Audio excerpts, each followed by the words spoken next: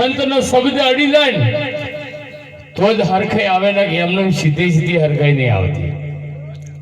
આજે મીરાબાઈ ની વાણી હમણાં બોલાણી કે મીરાબાઈ રાઠોડ કુળમાં જયમલ રાઠોડ ની દીકરી હતી, અને જે સારે એને ગુરુ નતા મળ્યા ને ત્યાર પેલા ને એવો રાજામાં હુકમ એવો હતો કે નદીમાં નાવા જાય ને તો આગળ પણ થઈને પાછળ હોય ને વચ્ચે એમનો માફો હોય ને, અને ત્યાં કોઈ કબીર સાહેબ આ રોહિદાસીએથી નીકળ્યા ને કે આ બધું શું જાય છે ને આવે છે. 2-3 વખત જોયું કે આપણા નગરના રોણીસા છે એ કાશીમાં નાવા જાય છે.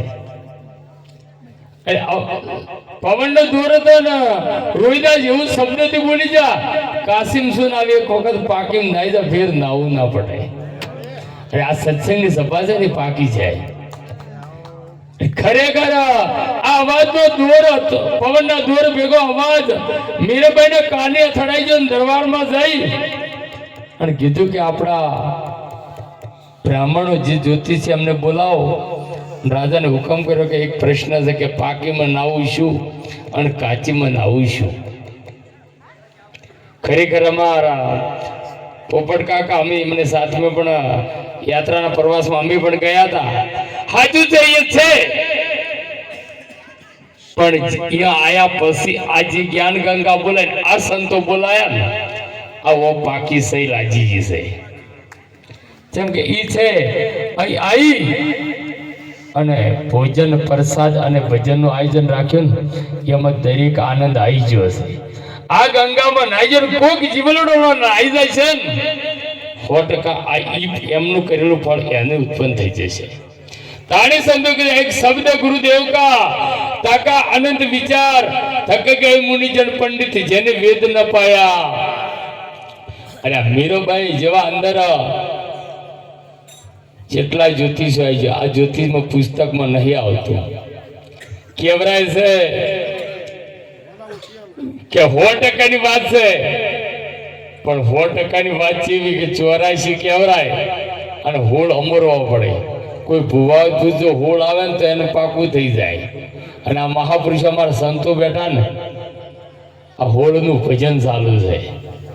12 ઉપર 4 હેડે 12 શ્વાસા ચાલે છે અને 4 ની ગમ પડી જાય. 100% હોળનો ભેદ લાગે ને આવા મહાપુરુષો કે એવી રીતના વાત કોઈને કીધું કે મીરાબાઈને પૂછો આ શબ્દ તમે વાપર્યો છો?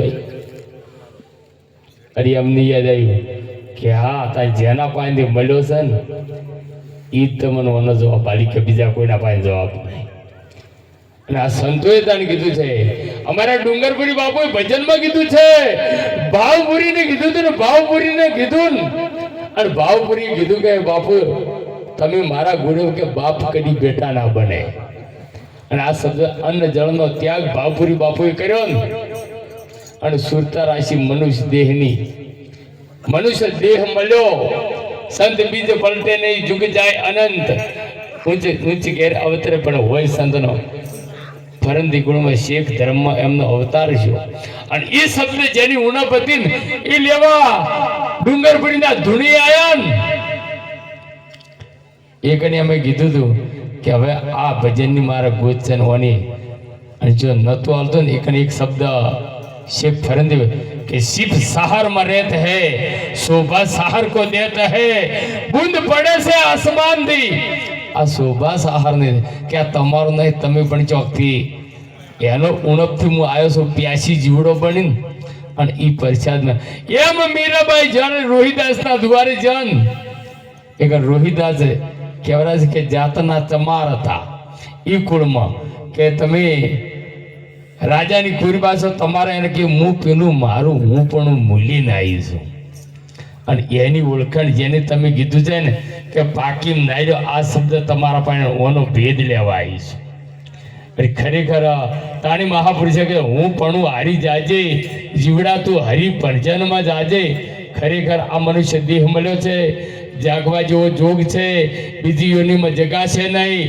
માત પિતાની સેવા કરી લેજો, જેને જીવતો હોય ને એ કરી લેજો. પાછળ ફોટો પૂછજો હરખાઈ નહીં આવે. આ સચોટથી લસી દેજો અને નાના બાળકાને ભણાવજો.